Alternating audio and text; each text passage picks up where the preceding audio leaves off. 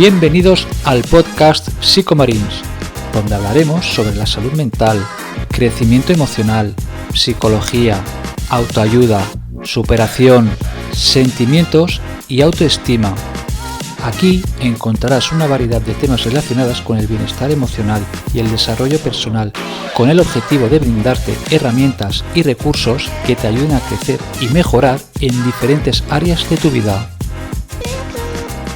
Bem-vindos ao nosso podcast Psicomarins com teu amigo Robson Marins, aqui escritor, pensador. E hoje eu queria conversar com vocês sobre traição na consulta. Sim, vocês sabem que eu sou uma pessoa que eu luto e constantemente eu falo sobre a importância de buscar um profissional da saúde mental. Vocês sabem que constantemente eu venho falando da importância da gente aprender a separar a espiritualidade e a psicologia, poder encontrar profissionais que possam nos acompanhar. Mas nessa complexidade eu queria conversar com vocês sobre o que acontece quando a gente perde a confiança no terapeuta. O que acontece quando a gente perde aquela confiança extrema? Todos sabemos que quando falamos de psicólogo, o psicólogo ele é tratado, ou o terapeuta, o psicanalista, como aquela pessoa íntima que conhece todos os seus segredos, que você levou um longo processo de tempo para tentar ali expor suas complexidades, os seus problemas, os seus medos, as suas frustrações, aquilo que tanto te prejudicava antes emocionalmente.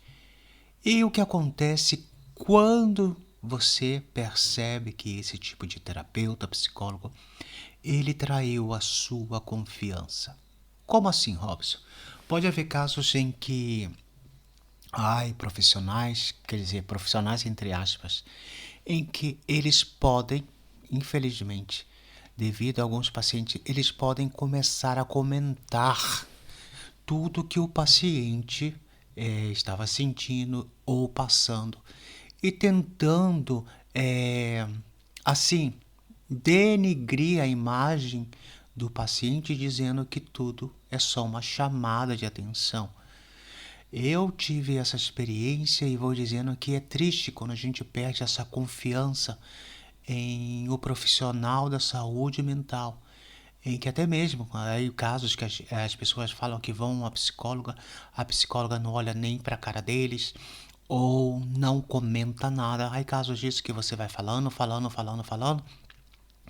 ou o psicólogo não escreve, não comenta nada e você tem aquela sensação de frustração, aquela sensação de perca de tempo, em que você fica dizendo, mas parece que eu só vim aqui para conversar e sai o pior, porque ela não me dá ferramentas necessárias para que eu possa suportar os meus sofrimentos lá fora. E muitas vezes eu tenho visto e aprendido que esses tipos de pessoas que se dizem profissionais, quando analisam o seu paciente, dizem, não, fulano não está sofrendo não. Fulano, o que acontece é que ele só quer chamar atenção ou quer manipular através dos seus sofrimentos, ou que seus sofrimentos não são tão graves assim. E esse tipo de traição que acontece muitas vezes no meio da psicologia, em que por tipo de fofoca, em que ali o que se diz profissional começa a comentar para os seus companheiros, como aquele tipo, como se diz em Espanha, morbo. Olha o que fulano me contou, o que ciclano me contou. Essa falta de ética profissional. E isso causa no paciente um tipo de vergonha, de culpa, que também causa ansiedade.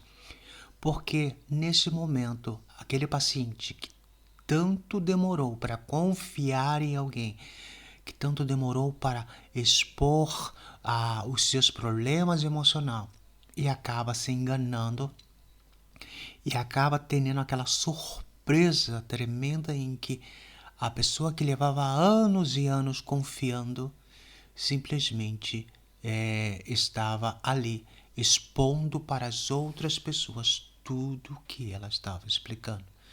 E se você passou por um caso assim, ou se você é daqueles que diz, então eu evito aí esses tipos de centros de saúde mental, porque muitas vezes eu vejo que não vale para nada. E eu sempre vou dizer que eu sou a favor da saúde mental, eu sou a favor de um bom profissional.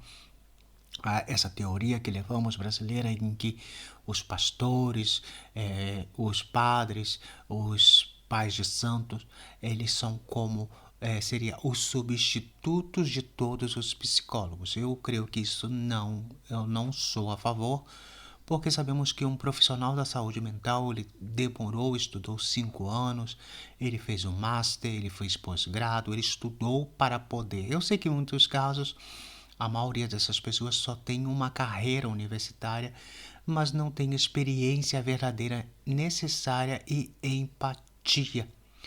E isso causa e promove uma comunicação desonesta com os seus pacientes. E assim eu vou dizer para você, se você passou por algum caso desse em que se sentiu frustrado, eu creio que você tem que tomar como uma experiência na sua vida, uma experiência em que quem falhou aqui não foi você.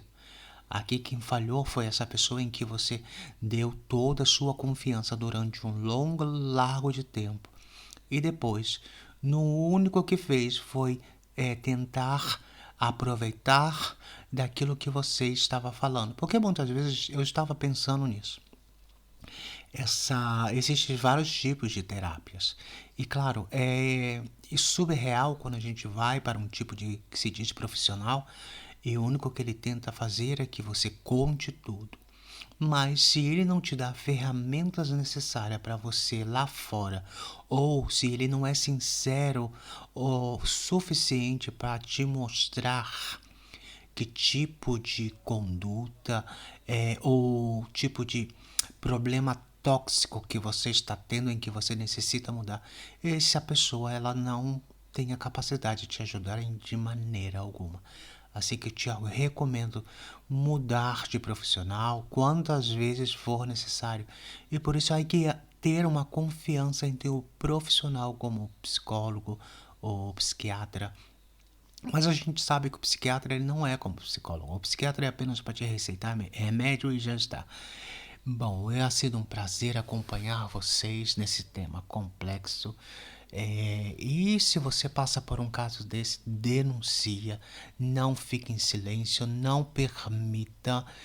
E um abraço de Robson Marins, dizendo que os meus livros estão dispostos em Amazon, em todas as redes sociais. Ali você encontrará vários livros, tanto em português, espanhol, inglês. E ha sido um prazer.